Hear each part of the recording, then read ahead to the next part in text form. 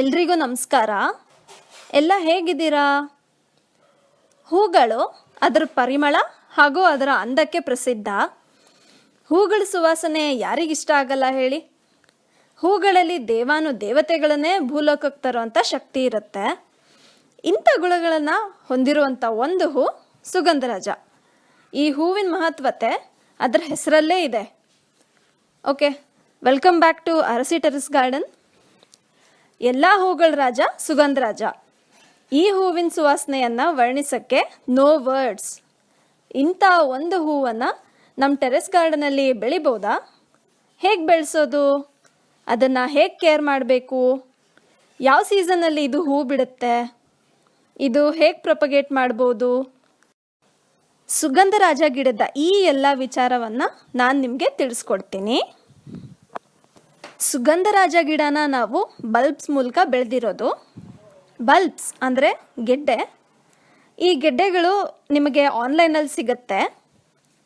ನಾವು ಈ ಗಿಡನ ಹಾಕಿ 7 ತಿಂಗಳಾಯಿತು. ಕಳೆದ 2 ತಿಂಗಳಿಂದ ಹೂ ಬಿಡೋಕ್ಕೆ ಸ್ಟಾರ್ಟ್ ಆಗಿದೆ. ಈ ಗಿಡಕ್ಕೆ ನೀರು ಹೆಚ್ಚಾಗಿ ಕೊಟ್ಟಷ್ಟು ಗಿಡ ಚೆನ್ನಾಗಿ ಬೆಳೆಯುತ್ತೆ. ಹಾಗೆ ಫರ್ಟಿಲೈಸರ್ಸ್ ಕೊಟ್ಟು ಪೆಸ್ಟಿಸೈಡ್ ಸ್ಪ್ರೇ ಮಾಡಿ. ಇದಕ್ಕೆ ಹುಳು ಹುಪ್ಪಟೆ ಹೆಚ್ಚಾಗಿ ಬರಲ್ಲ, ಆದರೆ ಇರುವೆಗಳು ಗೂಡು ಮಾಡೋ ಚಾನ್ಸಸ್ ಇರುತ್ತೆ. ಸೊ ಕೇರ್ ತಗೊಳ್ಳಿ.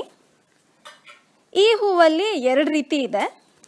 ಸಿಂಗಲ್ ದಳದ ಹೂ ಹಾಗೆ 7 ದಳದ ಹೂ. ಈ 7 ದಳದ ಒಂದು ಹೂನ ದೇವ್ರ ಫೋಟೋಗಿಟ್ಟರು ಸಾಕು, ಘಮ ಘಮ ಅಂತಿರುತ್ತೆ. ಒಂದು ಕಡ್ಡೀಲಿ 40ರಿಂದ 50 ಹೂ ಬಿಡುತ್ತೆ.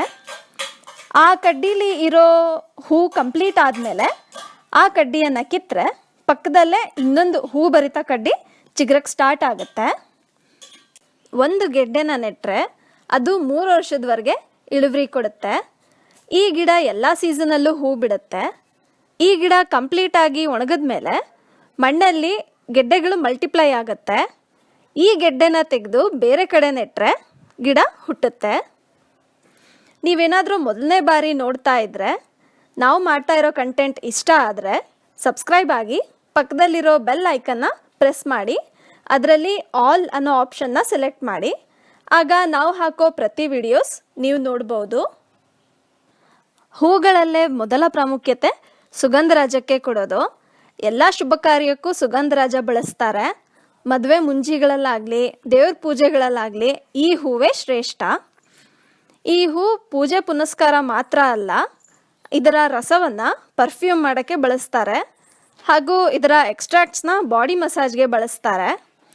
ಸುಗಂಧರಾಜನ ಬೆಳೆಸೋದು ತುಂಬಾ ಈಸಿ. ನಾವು ಈ ಗಿಡನ 2 ಟಬ್ಗಳಲ್ಲಿ ಬೆಳೆಸಿದ್ದೀವಿ.